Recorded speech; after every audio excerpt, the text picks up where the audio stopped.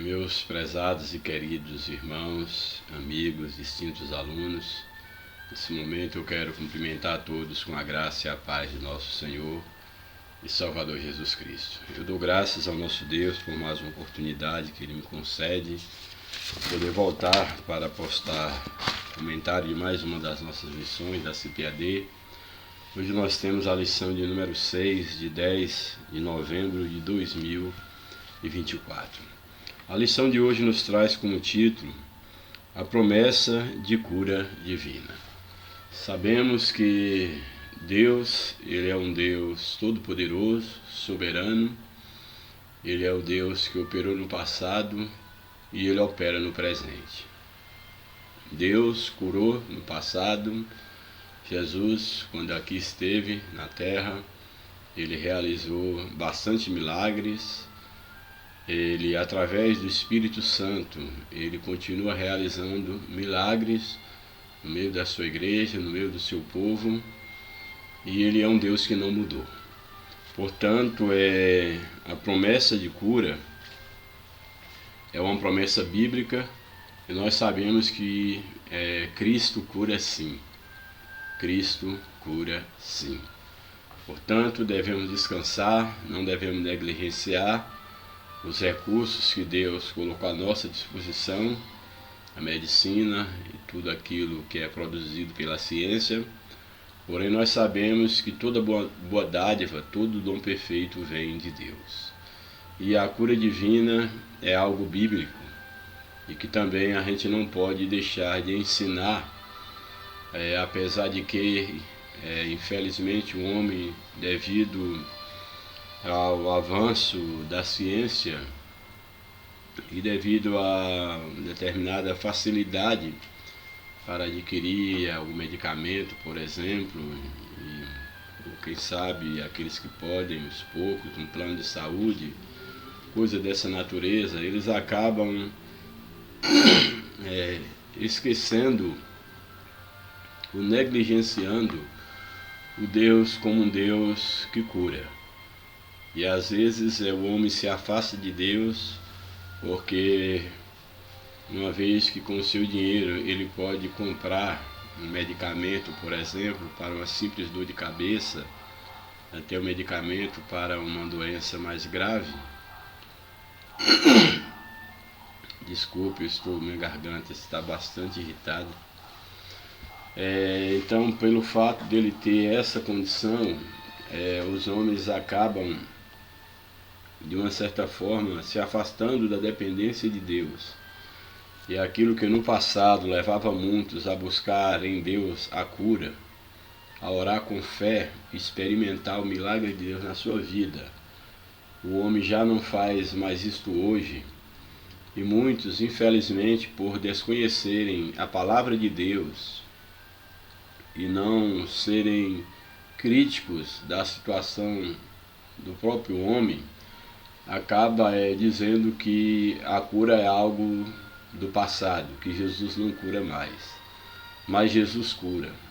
É claro que toda a cura, toda a ação divina, ela é feita com um propósito. Não é para atender o capricho humano, mas é segundo a soberana vontade de Deus. Mas se hoje nós não recebemos a manifestação da cura divina no nosso meio, dos milagres, é porque, infelizmente, inclusive nós que dizemos ser cristãos, muitos de nós temos depositado a nossa confiança no dinheiro, em alguém que pode nos ajudar. E aquilo que no passado nos incomodava, e que a gente corria aos pés de Jesus em oração, numa total dependência de Deus, nós achamos que nós podemos resolver com os nossos próprios recursos. E o resultado disso é que nós temos nos afastado de Deus. Hoje nós vivenciamos, com as raríssimas exceções, vivenciamos uma geração de crentes, de religiosos, que quase não oram, quase não buscam mais a face do Senhor, que perderam a intimidade com Deus, e que quando busca a Deus, É no momento quando os seus recursos não conseguem atender às suas necessidades, quando ele já buscou todo o recurso humano, aí que essas pessoas se voltam para Deus. Deus, na sua misericórdia,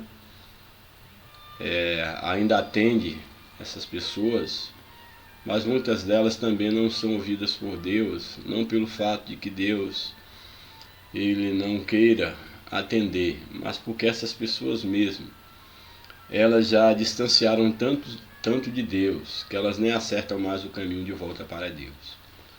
Aqui o tema é sobre cura divina, mas eu quero que você pegue essa palavra para todas as áreas da sua vida. Toda vez que você afasta Deus de uma área da sua vida, porque você acha que a sua capacidade intelectual, o seu dinheiro, o seu prestígio pode resolver a situação, você vai se enfraquecendo espiritualmente. A sua comunhão com Deus ela vai diminuindo.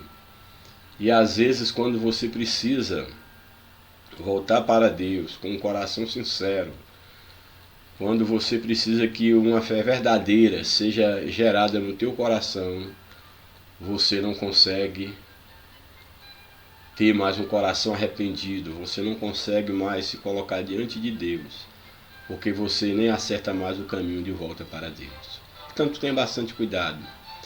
Não estou dizendo que você deve aproximar de Deus com interesse em cura, em bem material, nada disso. Você deve servir a Deus por amor. Mas nós corremos um perigo muito grande quando nós achamos que o nosso braço é quem nos conquista a vitória. E é onde nós enganamos plenamente. Então essa leitura que eu faço do homem dessa geração, moderno ou hipermoderno, como queiram, é um homem que está desaprendendo o caminho da cruz. Está desaprendendo a orar, a depender de Deus, a ter uma vida de retidão, de caráter, uma vida guiada por princípios. E isso reflete em todas as áreas da vida do ser humano. E a igreja, ela é formada por pessoas que fazem parte da sociedade, dessa geração século XXI. Bem, o título da lição é A Promessa de Cura Divina. O texto áureo da lição, ele vai reaparecer aí na leitura bíblica em classe. Está no livro de Isaías 53, verso de número 4, irei apenas lê-lo nesse momento. Ele nos diz o seguinte: verdadeiramente ele tomou sobre si as nossas enfermidades e as nossas dores levou sobre si. E nós o reputamos por aflito, ferido de Deus e oprimido. Uma referência a Jesus. A verdade prática nos afirma o seguinte: Jesus é o médico dos médicos e não há enfermidade que ele não possa curar. Essa é uma expressão bastante chão comum, uma expressão cristalizada, uma frase pronta, que tem o seu valor quando afirma que Jesus ele é o médico dos médicos e não há enfermidade que ele não possa curar. Porém, ao ler essa citação, eu já ouvi várias vezes, cresci ouvindo essa expressão, porém quando li para poder estar trazendo um comentário, eu já li de uma maneira um pouco mais crítica. Primeira crítica que eu faço é que na verdade o médico em si ele não cura ninguém. Ele pode usar aquilo que a ciência produziu, um medicamento, alguma coisa dessa natureza, mas em si, no homem em si, não há poder para cura. Ele pode usar os recursos que a ciência conquistou, que a ciência descobriu, podemos dizer assim, a cura de uma ou de outra enfermidade, mas tudo que a ciência faz é a partir de algo que já existe, ou seja, há uma matéria-prima para se produzir ciência. Então, em última instância, o médico não cura. Em última instância, quem cura continua sendo Deus. Agora, Deus, ele cura através de medicamentos e usando o conhecimento que um médico, que a ciência adquiriu. Porém, reduzir Jesus ao médico dos médicos, que cura todas as enfermidades, isso é apequenar Deus, é apequenar Jesus. Primeiro, porque o médico não cura. Segundo, porque Jesus, ele não é um médico, no sentido que vai usar instrumentos para obter a cura, e nem tampouco ele é a matéria-prima ou algum medicamento. Jesus, ele é o dono da vida. Jesus, ele é a própria cura. Ele não é remédio, ele não é médico, ele é o dono da vida. Então a expressão aqui da verdade prática, que Jesus, ele é o médico maior, o médico dos médicos, não há enfermidade que ele não possa curar, ela se tornou muito pequena diante do entendimento de que Jesus, ele é o dono da vida, ele é a própria saúde, ele é a própria cura e não apenas um médico. Essa ressalva eu nunca fiz, mas julguei ser muito relevante ao estar lendo essa afirmação. A leitura bíblica em classe, temos aí 3 textos da palavra de Deus. O primeiro é Isaías 53, verso 1 ao 5, o capítulo 53 do livro de Isaías, é um dos capítulos mais conhecidos pelos cristãos, que vai tratar e trazer um retrato profético sobre Jesus, sobre o seu sofrimento, sobre os seus últimos dias na cruz, principalmente, quando ele se torna ali todo desfigurado pelo sofrimento, pela dor, pelo pecado nosso que caiu sobre ele, pelos maltratos que ele havia recebido por parte dos soldados romanos. Ele estava ali desfigurado, sem nenhuma beleza, sofrendo toda a dor da humanidade, levando sobre si todo o pecado, toda a enfermidade, todos os males, para nos trazer cura espiritual e também cura física. Então aqui o profeta messiânico Isaías, no capítulo 53, ele vai dar esse retrato de Jesus, lembrando que Isaías profetiza isso cerca de 700 anos antes que Cristo viesse ao mundo. Aí Isaías 53, o verso 1 ao 5, primeiro verso do capítulo 53, diz o seguinte: quem deu crédito à nossa pregação? E a quem se manifestou o braço do Senhor? Aqui Deus falando por boca do profeta Isaías, dizendo quem deu crédito à nossa pregação. A pregação dos profetas, daqueles que falaram em nome do Senhor, e daqueles que têm falado, quem tem dado crédito à nossa pregação? Podemos fazer essa pergunta agora no presente. Essa pergunta, ela ressoa. Quem deu crédito à nossa pregação e a quem se manifestou o braço do Senhor? Eu acho profunda a palavra de Deus, porque eu já li esse texto várias vezes. Li antes do dia de hoje para poder, é claro, preparar a aula. Mas lendo agora eu já consigo perceber coisas que eu não percebi na leitura que eu fiz anterior para poder dar aula. Porque aqui é importante observarmos que a primeira pergunta, quem deu crédito à nossa pregação? Aqui a pregação, ela fala exatamente da mensagem divina, da mensagem na boca dos profetas, na mensagem do próprio Jesus, que veio trazer as boas novas de salvação. E aí então faz-se essa pergunta, quem deu crédito à nossa pregação? E na sequência, vem uma pergunta que está ligada diretamente ao conteúdo da resposta da primeira pergunta. A segunda pergunta, e a quem se manifestou o braço do Senhor.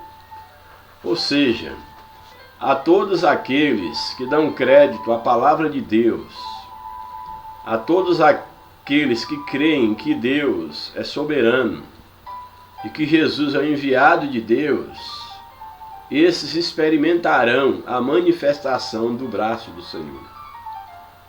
Desfrutarão do Deus soberano, do Jesus que cura, aqueles que nele confiam.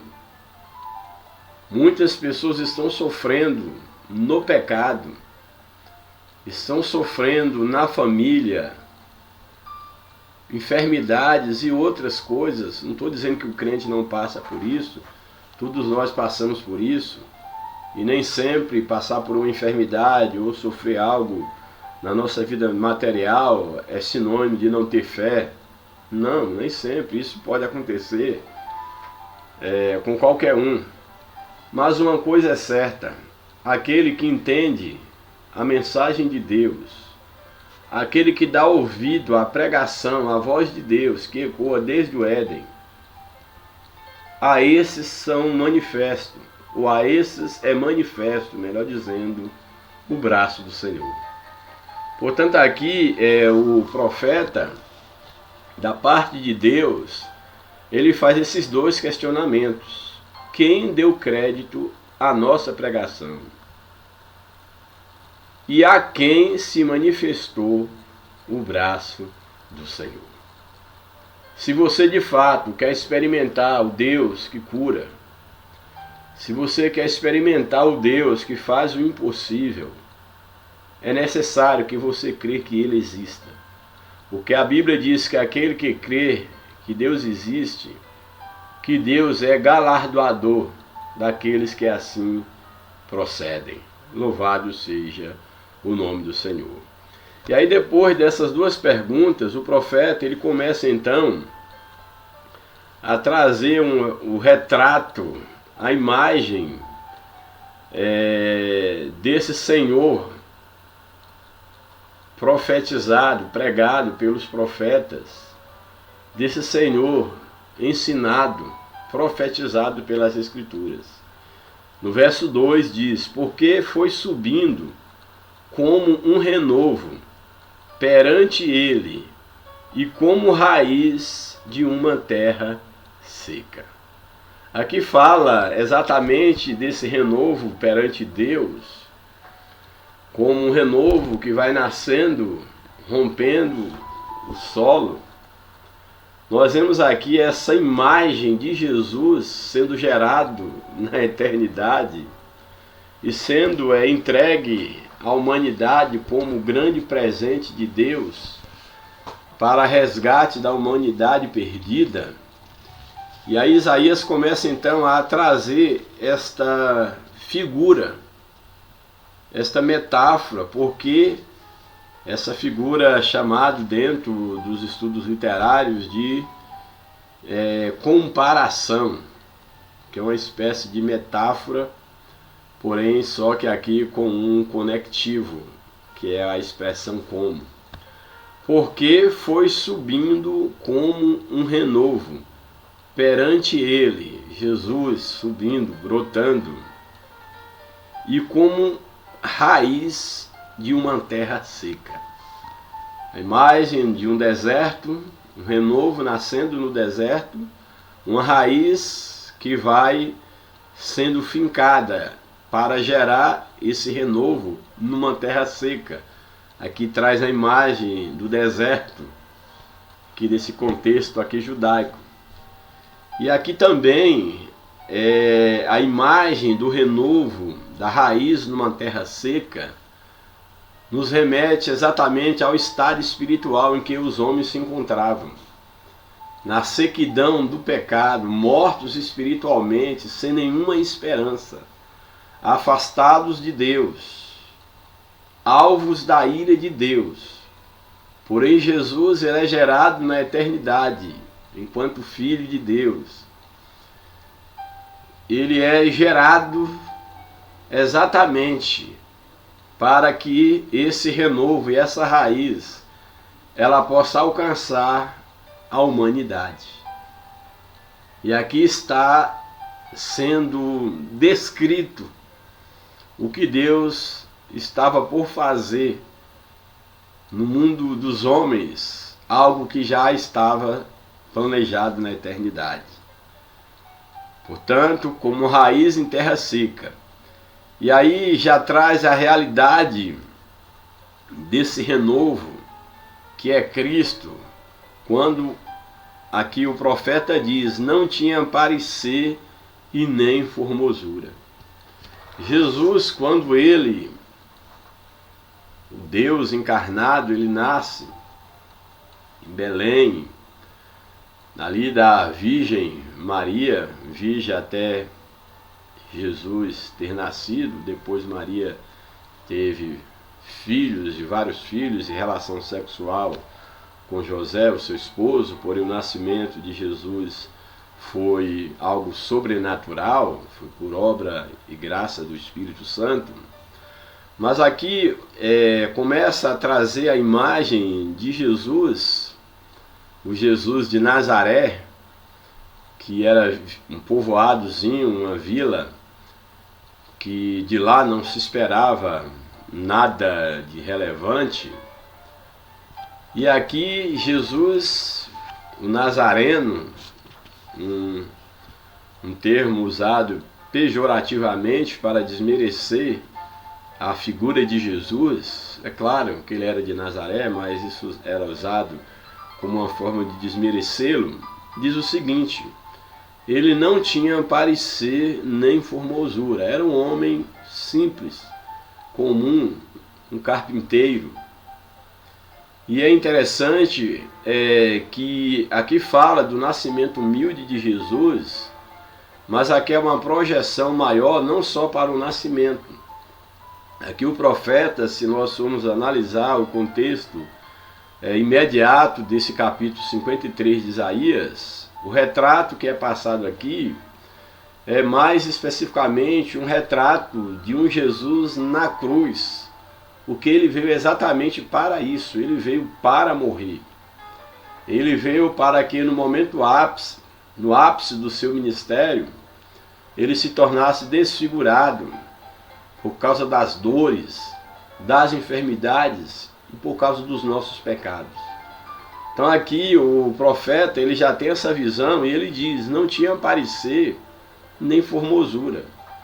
A ideia aqui do não ter parecer nem formosura, alguns erroneamente dizem que Jesus era uma pessoa feia, não tinha beleza nenhuma. Não é isso que o texto está dizendo. Jesus era um homem comum, como qualquer um da sua época, nazareno. Ele tanto é que quando, do momento dele ser entregue pelo traidor, identificá-lo dentre os demais, só era possível que o traidor desse um beijo, por exemplo, para saber quem era Jesus dentre aqueles vários que eram semelhantes na aparência. Então não podemos pintar um Jesus feio em termos humanos, um Jesus esquisito. Não é isso que o texto está dizendo. Aqui a ideia de não tinha formosura, nenhuma beleza víamos para que o desejássemos.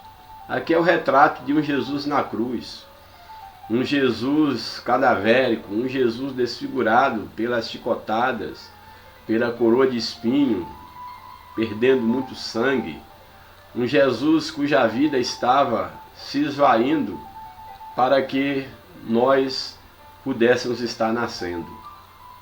Então esse é o retrato de Jesus na cruz. Não tinha parecer nem formosura. Olhando nós para ele, nenhuma beleza víamos para que o desejássemos. Esse é o Jesus na cruz. Transporte o seu pensamento e comece a ver Jesus pregado na cruz, horas e mais horas de sofrimento, de escárnio, apanhando, e agora pendurado numa cruz, e todos que olhavam para ele via ali um cadáver semi-morto, alguém agora cujo sangue estava se esvaindo totalmente, sem nenhuma força física, barbudo, certamente, cadavérico, humilhado, cuspido, que não atraía a atenção de ninguém, era um espetáculo para aqueles que o maltratavam, aqueles que o crucificavam. Então é esse Jesus que chegou a esse estado por mim e por você. E é o interessante, que eu sempre gosto de dizer, que ele não morreu no teu lugar porque você já estava morto, já estava separado de Deus. Você não podia morrer por você mesmo, porque você já estava morto no pecado. Jesus não morreu no teu lugar, ele morreu por você, ele morreu por mim. Então, por mim, por você, Jesus agora estava na cruz. Não tinha parecer, nem formosura. E olhando nós para ele, nenhuma beleza víamos para o quê? Para que o desejássemos.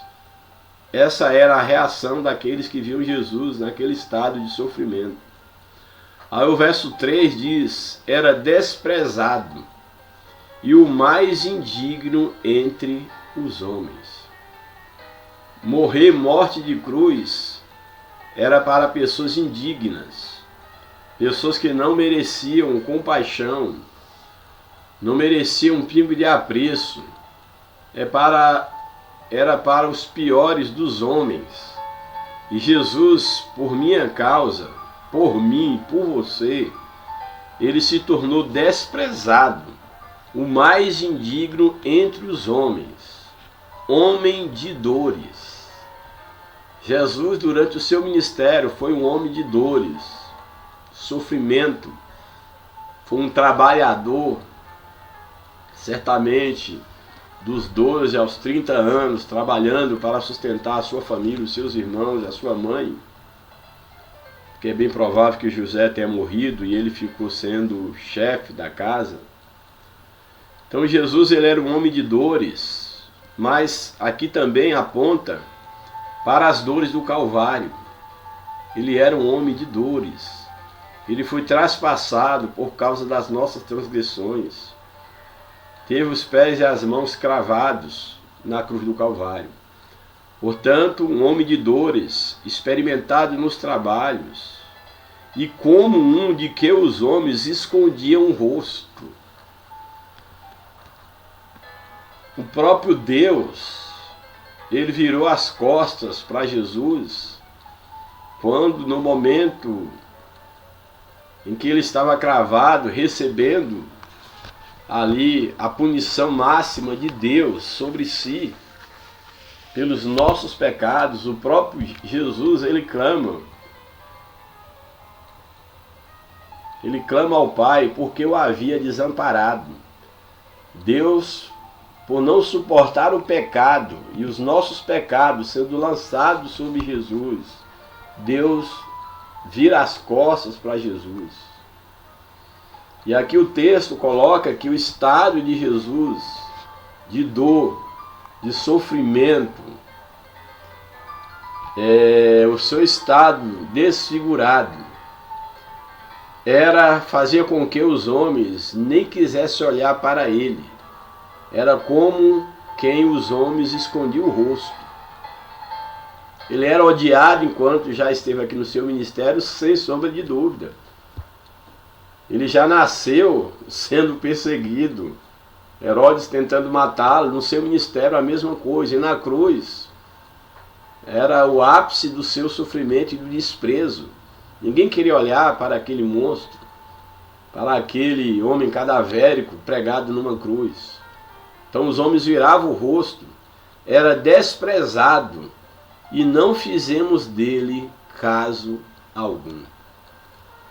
Aqui eu acho interessante porque o profeta, quando ele usa aqui, ele se inclui, nós não fizemos dele, é porque aqueles que levaram Jesus à cruz, os homens que o rejeitaram, naqueles homens estava eu e estava você. Era por nós que Jesus estava morrendo. E infelizmente existem muitos que depois de ter conhecimento de toda a obra que Jesus realizou no Calvário, ainda não dá crédito a essa pregação, ainda não valoriza o sacrifício de Cristo por eles. Preferem continuar na vida de pecado, na prostituição, na homossexualidade, nos vícios, na mentira, no roubo, no engano, na trapaça. Muitos abandonam o Evangelho, deixam os caminhos do Senhor, volta a crucificar Cristo novamente, exatamente porque não são gratos a Deus, não conseguem reconhecer o que Deus fez por eles através de Jesus Cristo. Portanto, quando aqui o profeta diz que não fizemos dele caso algum, porque nós estávamos ali também crucificando Jesus, porque ele morreu exatamente por causa dos nossos pecados, ele morreu por nós. Verso 4, verdadeiramente, que aí entra no tema da lição, verdadeiramente ele tomou sobre si as nossas enfermidades, e as nossas dores levou sobre si, e nós o reputamos por aflito, ferido de Deus e oprimido. É importante nós observarmos que a morte de Cristo, acima de tudo, foi para nos resgatar espiritualmente, para trazer-nos vida, porque nós estávamos mortos nos nossos pecados. Mas também Jesus, ele levou sobre si as nossas enfermidades. Deus curou no passado. Jesus, durante o seu ministério, ele curou vários enfermos. Sua missão principal era a cura da alma, do espírito do homem. Mas ele não deixou de curar os enfermos. E ele deu à igreja dons, e dentre esses dons, o dom de curar. O dom de operação de maravilhas. E ele é o mesmo. Jesus, ele cura na atualidade. Portanto, quando Cristo, ele estava levando os nossos pecados sobre si, ele também estava levando as nossas enfermidades, levando as nossas dores. E nós o reputávamos por aflito, ferido e oprimido. Ali, aqueles que estavam ao pé da cruz, inclusive um dos ladrões, falou que, olha, se você é o que você diz ser, então desça da cruz, salva a ti e a nós. Muitos diziam, e ele não curou tanta gente, ele não fez tanta coisa, porque ele não salva a ele mesmo. Exatamente porque viu Jesus como um refúgio, como sendo castigado por Deus, sendo oprimido pelo próprio Deus. Portanto, ele não era um santo. Pelo contrário, ele merecia estar onde ele estava. Era assim que os homens o viam. Verso 5. Mas ele foi ferido pelas nossas transgressões. Ou seja, o que levou Jesus a sofrer, a morrer, ferir aqui, as feridas de morte que Cristo levou. Ele foi ferido por causa das nossas transgressões. Ou seja, os nossos pecados levou Jesus à morte. Ele foi ferido por nossas transgressões e moído. Ele teve o seu corpo moído pelas nossas iniquidades. Ou seja, todo sofrimento foi por nossas transgressões, por nossas iniquidades. E aqui vem uma figura de linguagem, uma antítese. O castigo que nos traz a paz estava sobre ele. Castigo e paz, coisas opostas. Antítese. Mas nós temos aqui que exatamente enquanto Jesus estava sendo castigado, nós estávamos recebendo a paz. Então Jesus, ele se torna sofrimento, ele recebe o castigo para que você pudesse desfrutar da sua paz. Louvado seja o nome do Senhor. O castigo que nos traz a paz estava sobre ele, e pelas suas pisaduras nós fomos sarados. Jesus enfermou nesse sentido, angustiou para que nós não nos angustiássemos.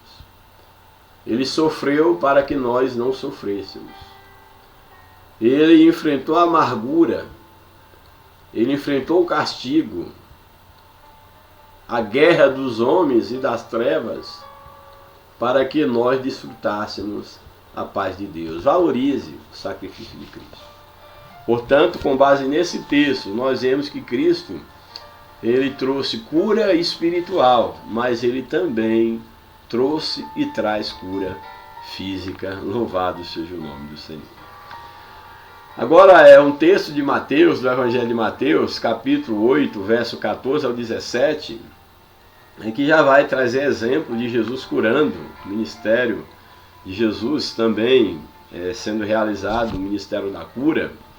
Mateus capítulo 8, verso 14 até o verso de número 17. Verso 14 do Evangelho de Mateus capítulo 8. E Jesus, entrando na casa de Pedro, um dos seus discípulos, viu a sogra deste jazendo com febre.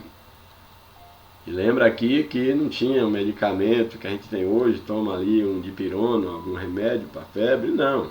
Pessoas morriam com febre. Então ali a sogra do seu discípulo, Pedro, estava com febre. E aí o verso 15 diz que tocou-lhe na mão e a febre a deixou. E levantou-se e serviu-os. Então naquele mesmo momento Jesus toca na sogra de Pedro, pega ela pela mão e ela é curada imediatamente. E ela já levanta, começa a trabalhar, começa a servi-los. Exatamente porque Jesus, ele cura. Verso 16. Chegando à tarde, trouxeram-lhe muitos endemoniados, e ele com a sua palavra expulsou deles os espíritos. Aqui o poder de Jesus libertando o homem da opressão maligna. Naquele dia, quando Jesus cura a sogra de Pedro, ele também demonstra o seu poder sobre espíritos malignos, libertando aqueles endemoniados do poder de Satanás. E também diz na sequência, e curou todos os que estavam enfermos. Esse é o mesmo Jesus que nós pregamos na atualidade. Louvado seja o seu santo e bendito nome. Verso 17. Para que se cumprisse aqui, o evangelista Mateus, ele diz que isso que estava acontecendo é para que se cumprisse o que nós lemos em Isaías 53. Aí aqui o escritor diz, Mateus registrando esses fatos, para que se cumprisse o que fora dito pelo profeta Isaías, que diz, ele tomou sobre si nossas enfermidades e levou as nossas doenças. Louvado seja o nome do Senhor. Então aquilo que Isaías havia profetizado 700 anos antes, agora estava se cumprindo na vida de Cristo. Por fim, o último texto é Tiago capítulo 5, verso 14 e 15. Tiago 5, 14 e 15. Diz o seguinte, o verso 14. Está alguém entre vós doente? Chame os presbíteros da igreja. Presbítero aqui entende como o pastor, a liderança. E é claro, os presbíteros, tem lugares que o presbítero hoje exerce a função pastoral. Existem lugares que inclusive funciona com a questão do presbitério e lugares que tem pastor, bispos, etc. Aqui entenda-se presbítero como sendo o bispo, o pastor, o líder da igreja. Então aqui é uma ordem, Tiago instruindo aqui a igreja, dizendo o seguinte, está alguém entre vós doente, chame os presbíteros da igreja, os líderes, e ore sobre ele, sobre o doente, ungindo-o com azeite, em nome do Senhor. Verso 15. e a oração da fé salvará o doente, e o Senhor o levantará, e se houver cometido pecados, ser-lhe-ão perdoados. Esse texto, apesar de pequeno, ele traz consigo algo profundo que deve ser colocado aqui de uma maneira bastante responsável.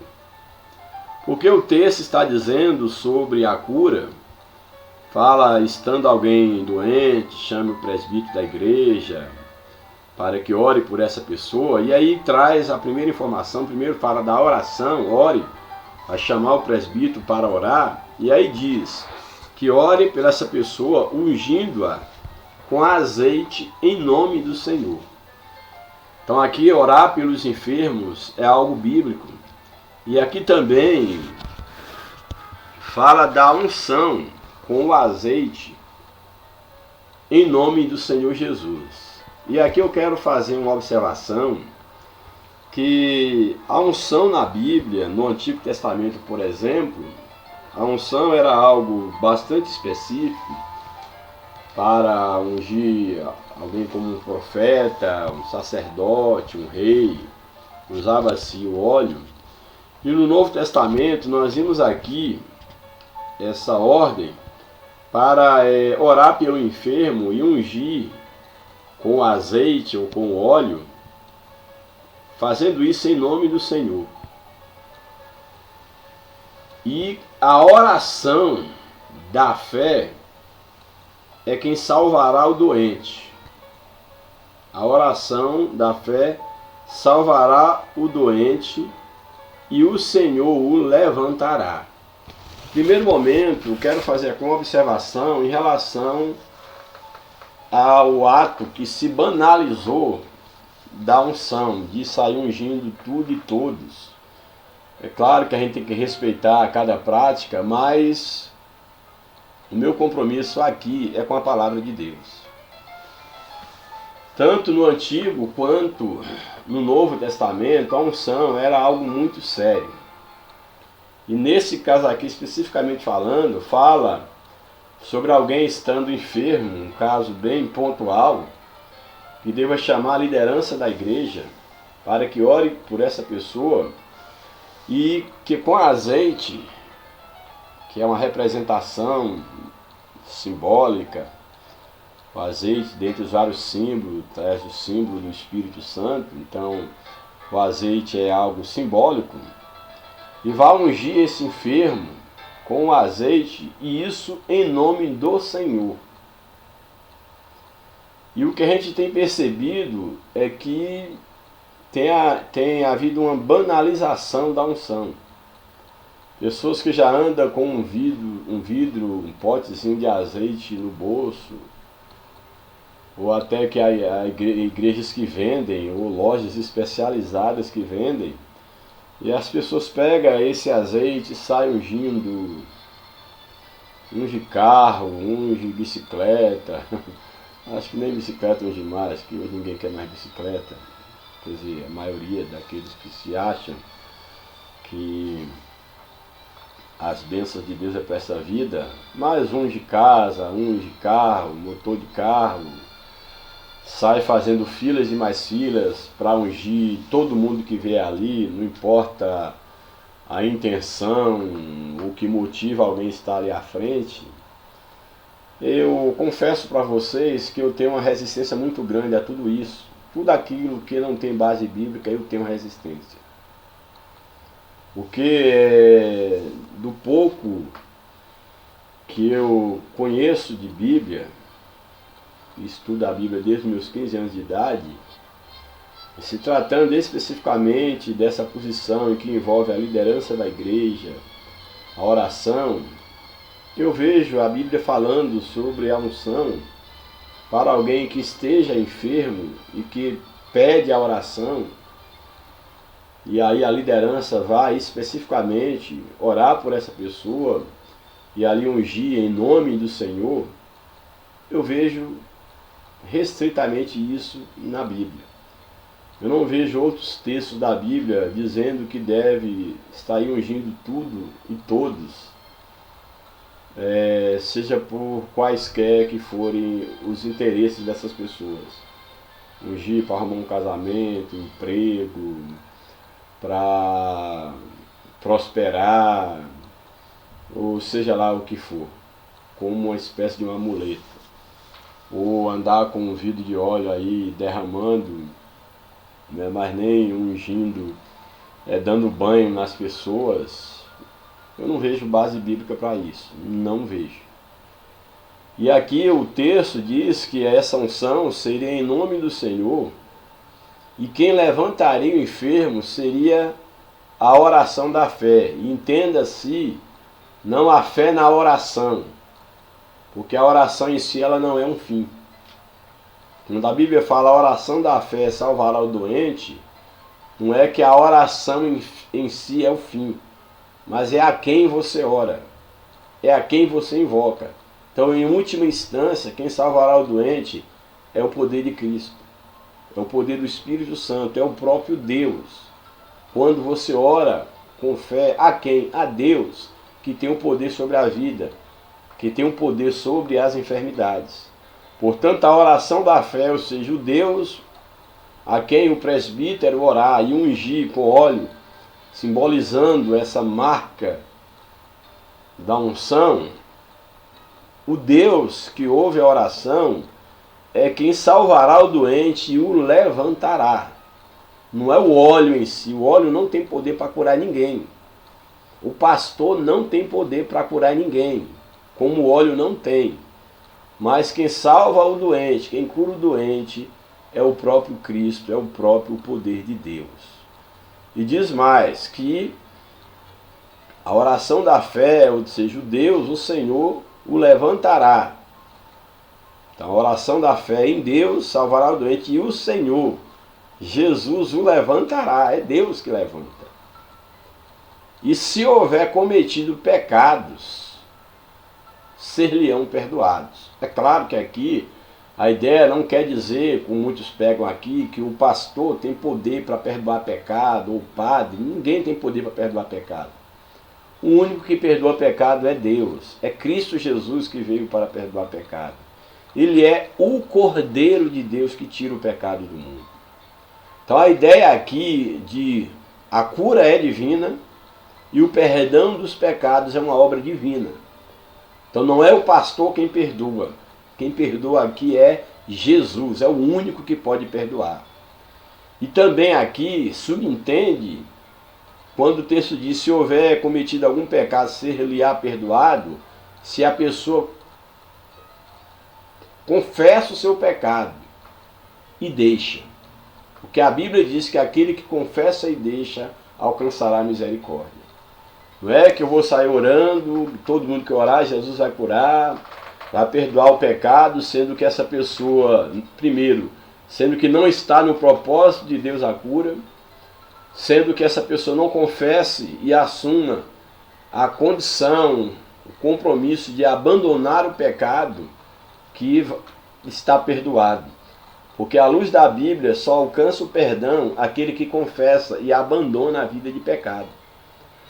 Então, aqueles que andam pecando, não, eu peco e Deus perdoa, eu peco, peço perdão e Deus perdoa, não brinque com isso. Em primeiro lugar, que para que o homem alcance o perdão dos seus pecados, é necessário que haja arrependimento. E o arrependimento é uma obra do Espírito Santo. E aqueles que brincam com Deus, eles afastam de si o único agente capaz de levá-lo ao arrependimento, que é o Espírito Santo. Então, se você vive numa vida deliberada de pecado, tenha certeza, no seu coração não haverá lugar para arrependimento. E sem arrependimento não há perdão de pecados. João Batista, o precursor de Cristo, os seus discípulos e a igreja, todos pregavam e pregam a mensagem do arrependimento. Arrependei-vos. E arrependimento é uma obra do Espírito Santo. Portanto, aqui, esse texto de Tiago, ele fala da necessidade, da autoridade que o líder pode ter para orar pelos enfermos, ungí-los, mas que o poder da cura, o poder de perdoar pecados, é apenas, única e exclusivamente de Cristo. É através do seu Espírito, é uma obra de Deus na vida do homem. Portanto, voltando para o título da lição, quem cura é Jesus. A cura é divina. E como a lição coloca aqui muito bem, a promessa de cura divina. Então nós temos essa promessa. E Jesus, ele é o mesmo, ele continua curando, ele continua perdoando pecados. Louvado seja o nome do Senhor para sempre. Bem, vou para o comentário da lição. A introdução da lição nos apresenta: na cruz do Calvário, o Senhor Jesus realizou uma obra completa de salvação. Essa obra efetivada por ele nos autoriza a clamar pela cura divina. Nessa lição veremos que, no plano divino, o Senhor, nosso Deus, desejou curar o seu povo para o alívio do sofrimento. Esse plano ocorreu de maneira poderosa no ministério de Jesus, sendo consumado no poder da obra do Calvário.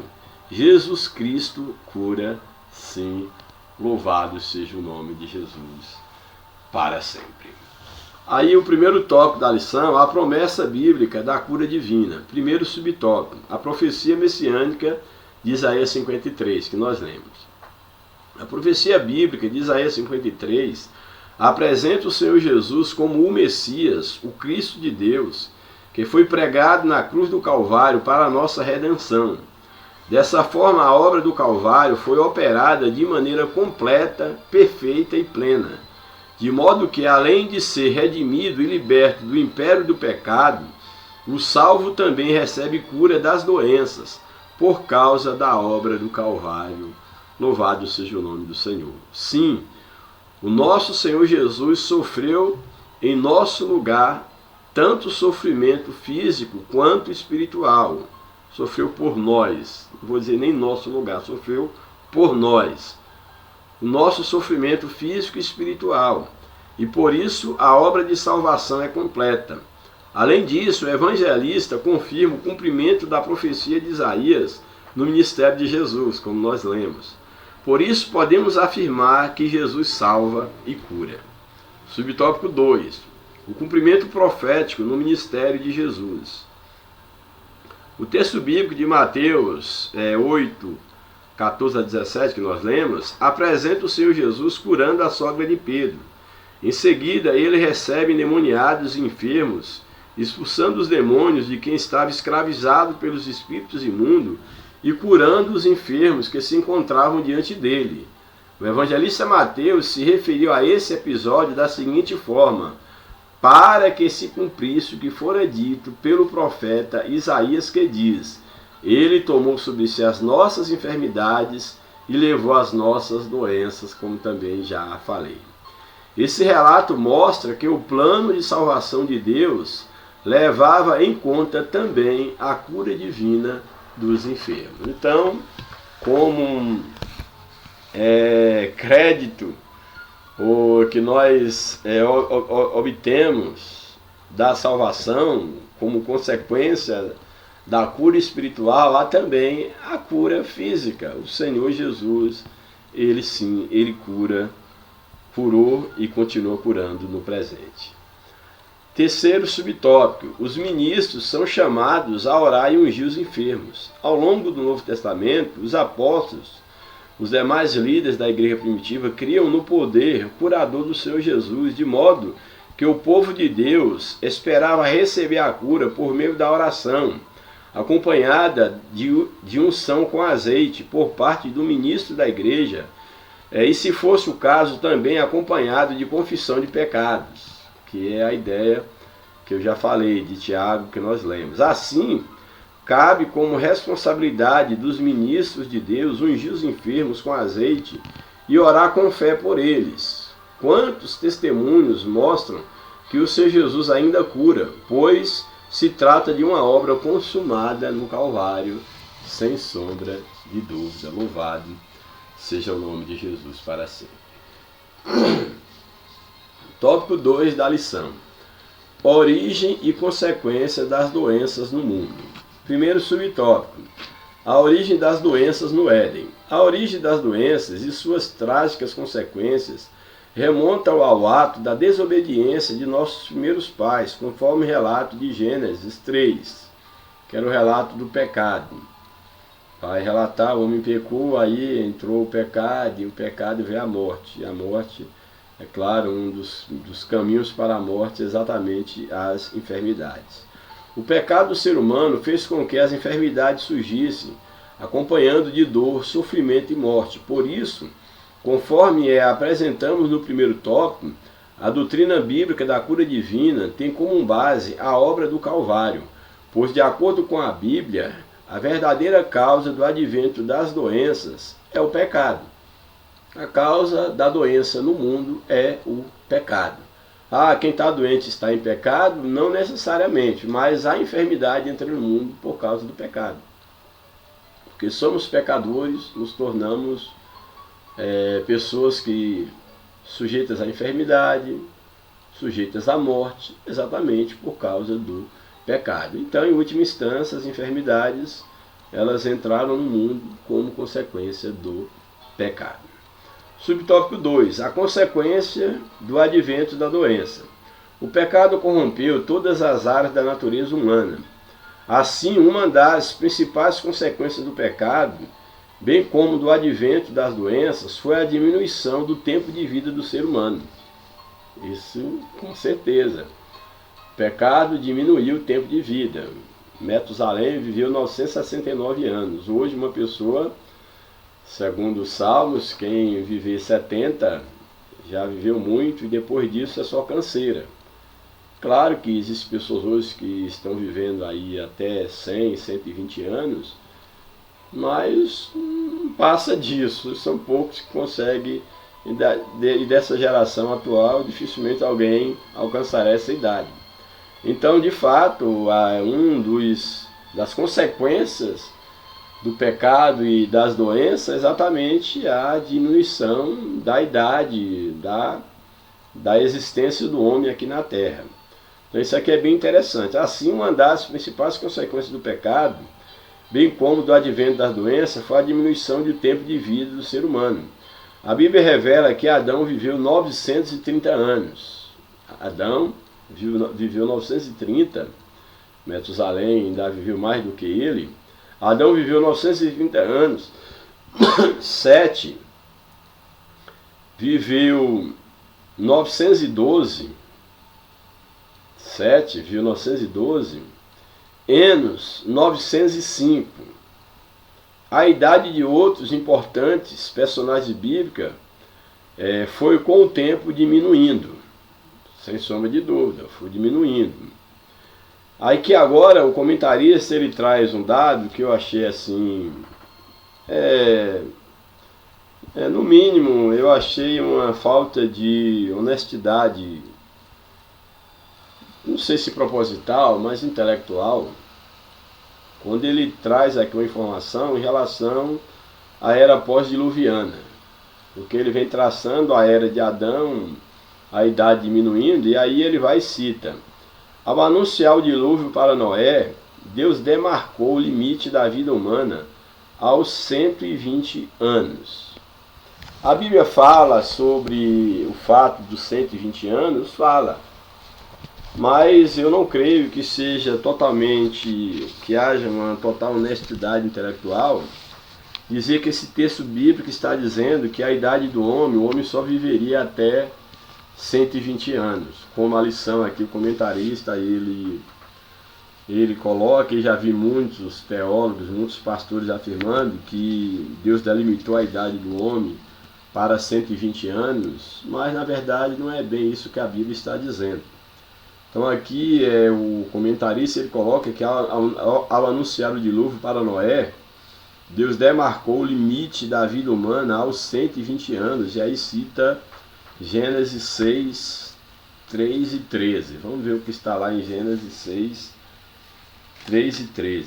Gênesis capítulo 6, verso 3 e 13. O 3 diz assim: e então disse o Senhor: não contenderá o meu espírito para sempre com o homem, porque ele é carne, porém os seus dias serão 120 anos. O verso 13.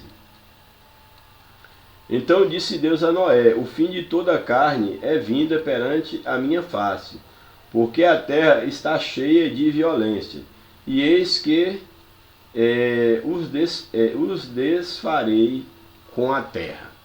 Então aqui esse texto, na verdade, aqui a ideia dos 120 anos, isso aqui é o tempo que Deus está dando aos antediluvianos para que eles se arrependessem. Eles teriam a pregação de Noé, Noé pregaria, e eles teriam 120 anos para se arrependerem dos seus pecados, porque depois desse prazo, Deus enviaria o dilúvio e acabaria com todos da face da terra, deixando apenas Noé e a sua família com vida. Então esses 120 anos não é Deus dizendo que a partir de então, depois do dilúvio, o homem só iria viver 120 anos. Não é isso que a Bíblia está falando. Sei que muitos falam isso, pessoas até de renome, mas isso não é isso que a Bíblia está dizendo. Esses 120 anos aqui é uma referência ao tempo que os antediluvianos tinham para poder se arrependerem, porque depois que vencesse o prazo, Deus haveria de destruir o mundo com dilúvio, como o fez. Então isso é necessário ser honesto ao fazer essa aplicação, mesmo porque o comentarista, ele além de citar esse texto e afirma se a idade limite estabelecida por Deus, nós vamos ver que, vou ler o restante do que o comentarista fala. Aí ele coloca esse texto, ele diz: o Salmo 90 afirma que a expectativa de vida mais curta ainda, na expectativa mais curta, que a duração de nossa vida é 70 anos, e se alguns pela sua robustez chegar a 80 anos, o melhor deles será canseiro e enfado, pois passa rapidamente e nós voamos. E aí ele prossegue: o fato é que com o pecado e o advento das doenças, o ser humano teve o tempo de sua vida diminuído. Porque eu falei da questão de uma falta de honestidade intelectual, supondo que o escritor da lição seja um estudioso, supondo, que tenha, de fato, seja um estudioso. Porque a gente vai perceber que depois do dilúvio teve pessoas que viveram mais de 120 anos. Noé, por exemplo, quando ele entrou na arca, Noé tinha cerca de 600 anos. Está lá em Gênesis 7, verso 6. E depois que Noé saiu da arca, Noé ainda viveu mais 350 anos. Morreu, portanto, com 950 anos. Isso depois do dilúvio. E também a Bíblia vai nos apresentar outros personagens, inclusive depois de Noé. Vamos ver aí Gênesis, capítulo de número 7, por exemplo. Gênesis capítulo 7, aqui já fala: Noé e sua família entram na arca. Nós vimos aqui, e aqui vai apresentar Noé saindo da arca, aí, e a sua idade, coloca aqui capítulo 7, verso 6, e era Noé da idade de 600 anos, quando o dilúvio veio sobre a terra. Ele tinha 600 anos. E aí mais na frente, nós vamos ver o retrato aqui de Noé, quando ele sai da arca, já mostra Noé tendo uma idade já avançada. Ele diz aqui, capítulo 9, verso de número 29. E foram todos os dias de Noé 950 anos e morreu. E depois desse episódio, aí traz aqui da geração de Noé, os semitas, Sem, e diz então que Sem, ele gerou Arfaxade, e aí verso 10 do capítulo 11 diz então: essas são as gerações de Sem. Sem era da idade de 100 anos, quando gerou Arfaxade. E depois que gerou Arfaxade, Sem viveu depois que gerou Arfaxade mais 500 anos e gerou filhas e filhas. E nós vamos ver aqui as idades da geração, que aqui pega apenas a geração de Sem. Vamos ver aqui a idade de outros descendentes dele, vivendo uma idade considerável. Aqui eu não vou assim estar entrando no detalhe de todos aqueles que viveram, mas aqui vai trazer exatamente gerações futuras vivendo, que aí viveu Reuel, depois que gerou Seregue, 207 anos.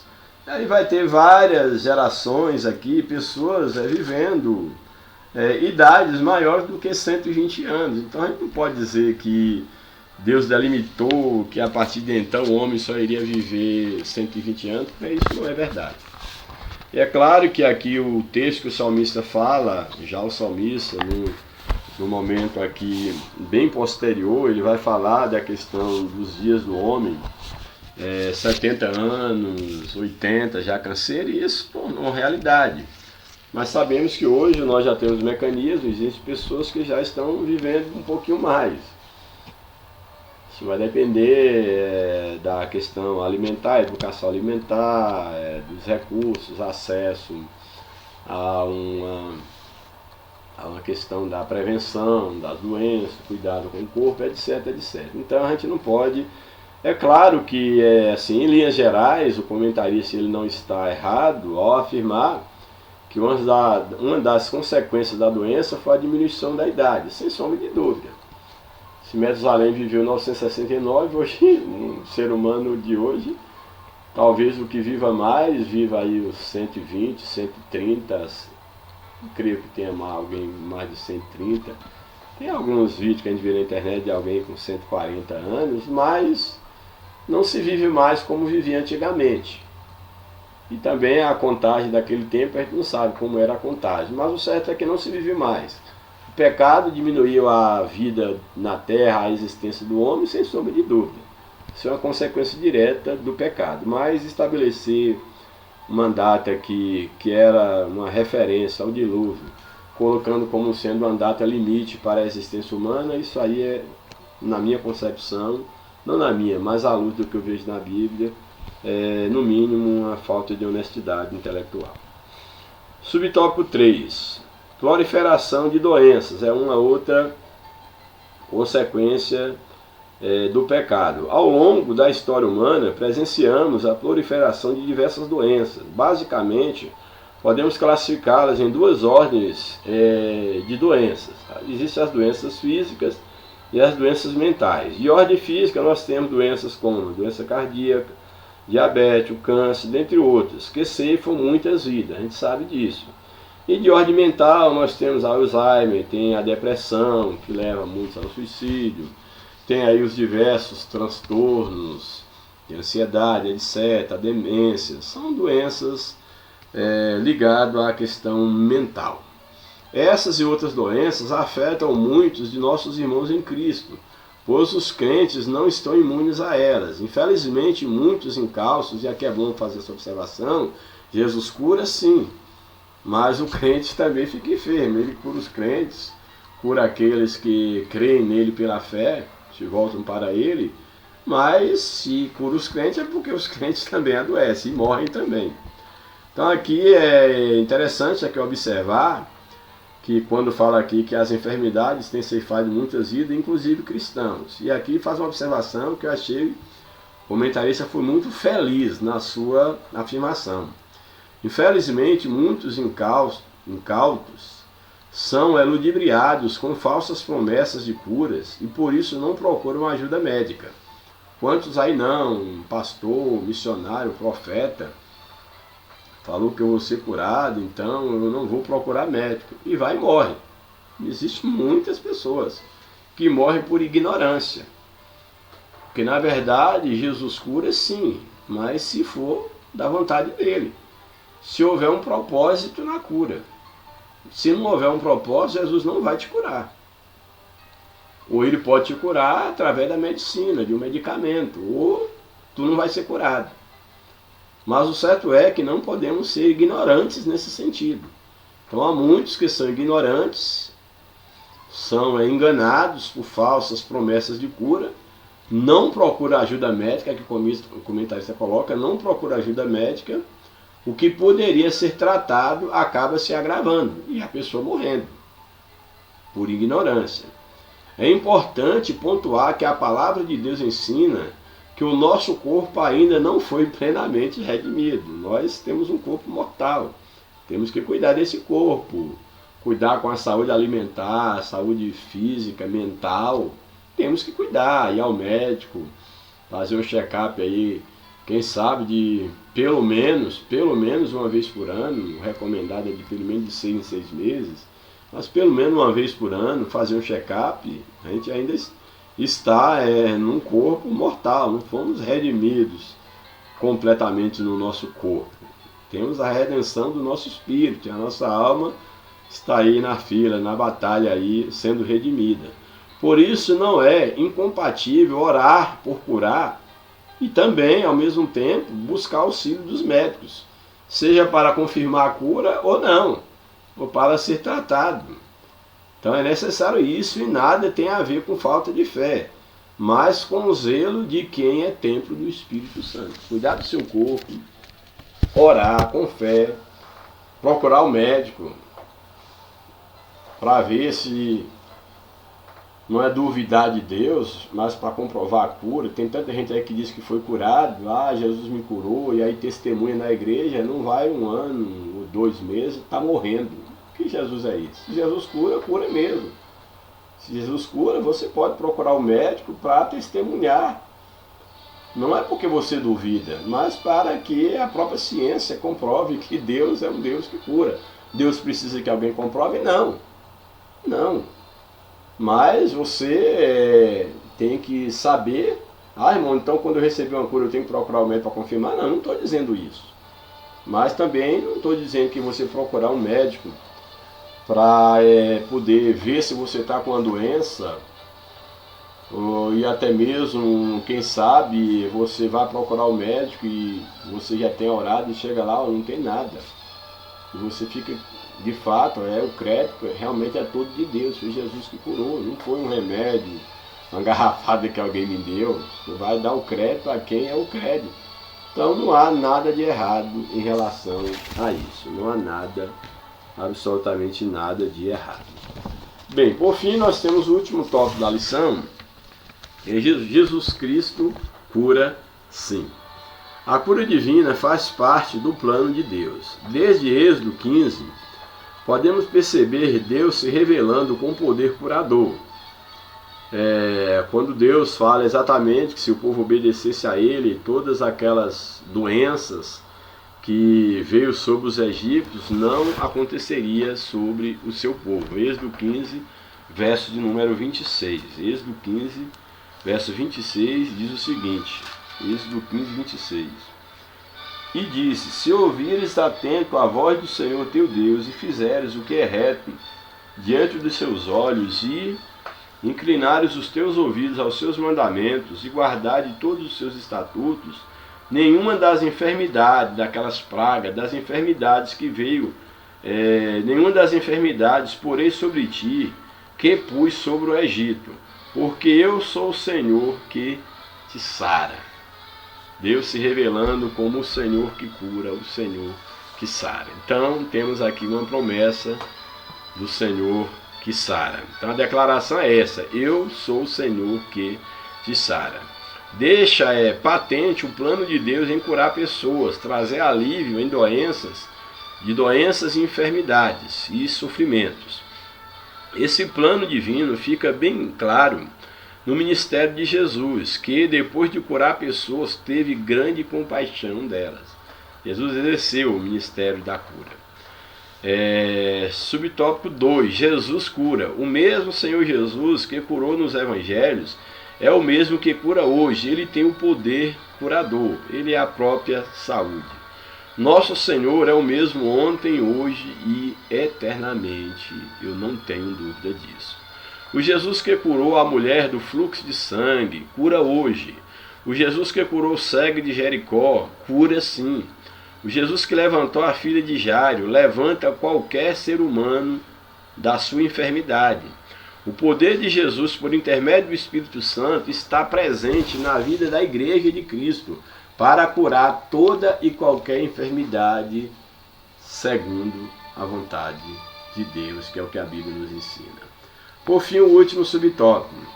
O que podemos fazer para receber a cura divina? Algumas atitudes que devemos tomar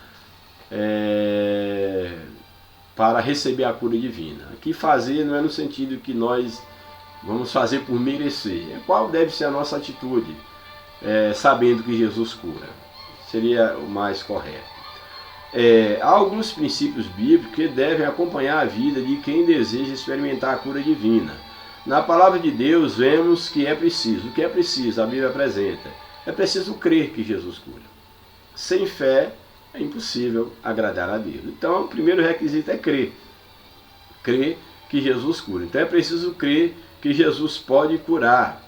É preciso confiar no poder de Deus. Não só crer, mas lançar-se no poder de Deus. Confiar que Jesus tem poder. Também aprendemos na Bíblia que devemos pedir aos líderes da igreja local que orem por nós, ungindo-nos com azeite, como nós já vimos. Isso é bíblico.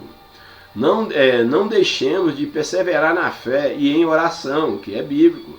Permanecer na fé, confiando e orando, o que muitos já têm afastado dessa prática. Então, continuar na fé orando, pois nem sempre o nosso tempo é o tempo de Deus. Isso é muito importante. Eu orei, mas Jesus não me curou. Mas qual é o tempo de Deus? Além de buscar orar segundo a vontade de Deus, se essa é a vontade de Deus, você tem que esperar o tempo de Deus. Jesus não te curará antes do tempo. Ele operará na tua vida o milagre que você precisa no tempo dele.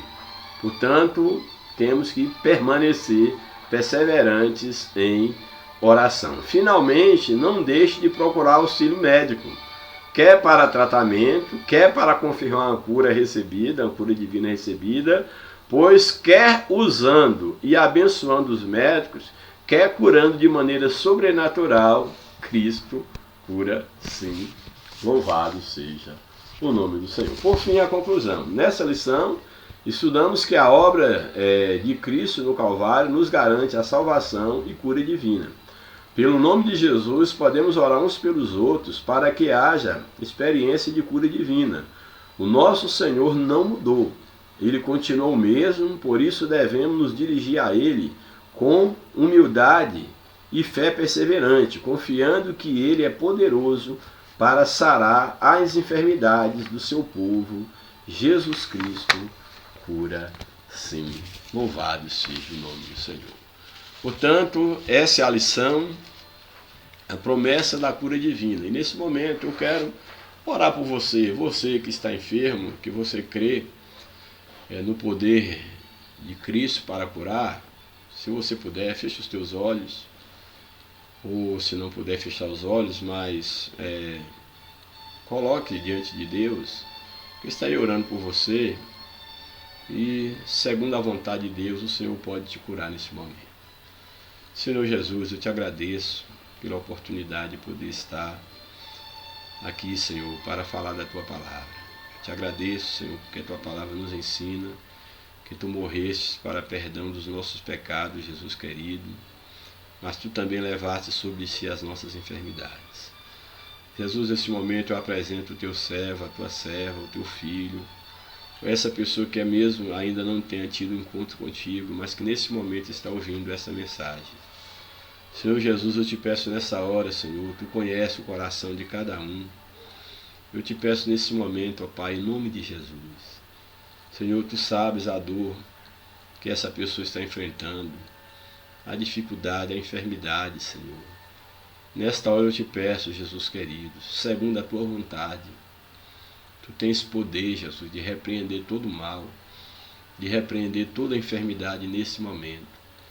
Senhor Jesus, onde quer que esteja alojada a enfermidade, seja uma enfermidade no corpo, nos membros, Senhor, nos órgãos, seja uma enfermidade na alma, Senhor, no espírito, Seja qual for a enfermidade, a cura, o milagre que o teu filho, que a tua filha, Senhor, esteja precisando, nesse momento eu te peço, ó Pai, em nome de Jesus, visita, Senhor, o coração do teu filho, da tua filha nesse instante.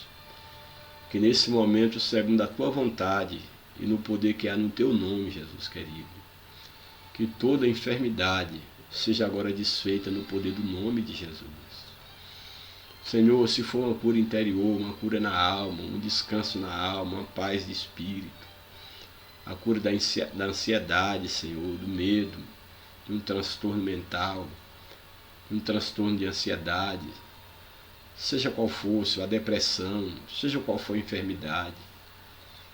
Jesus querido, nesse momento em teu nome, eu declaro, Senhor, que toda enfermidade, que todo mal agora seja repreendido, Jesus, no poder do teu nome, porém tudo segundo a tua vontade. Jesus, se tu queres, Senhor, tu podes repreender esse mal nesse momento. Tu podes trazer, Senhor, o que essa pessoa está precisando. Talvez nem ela mesma tenha consciência do que realmente ela precisa. Mas nesse momento eu te peço, soberano Deus, Jesus querido, estende a tua mão de poder sobre esta vida nesse instante, Senhor Jesus. E segundo a tua vontade, opera o teu milagre para esta vida nesta hora. Uma transformação espiritual, uma transformação emocional, uma cura no corpo físico. Seja qual for o problema, Senhor, eu apresento diante de Ti, em Teu nome, segundo a Tua vontade, Senhor. Eu te peço, haja nessa vida, em nome de Jesus, Pai querido. Em Teu nome, Jesus, é que te peço e te agradeço, em nome de Jesus. Amém. Que Deus esteja te abençoando, que a bênção de Deus seja sobre você e sua família, que você possa confiar em Deus, que você possa depender de Deus, que você descanse no Senhor, que você considere o Senhor nos teus caminhos, e Ele certamente, Ele endireitará as tuas veredas. Que Deus te abençoe, graça e paz, que o Senhor permaneça com você e com toda a sua família. Se você ainda não teve um encontro com Cristo, entregue sua vida ao Senhor, confia nele, e Ele tudo pode fazer, e Ele tudo fará por você. Um abraço, Deus os abençoe.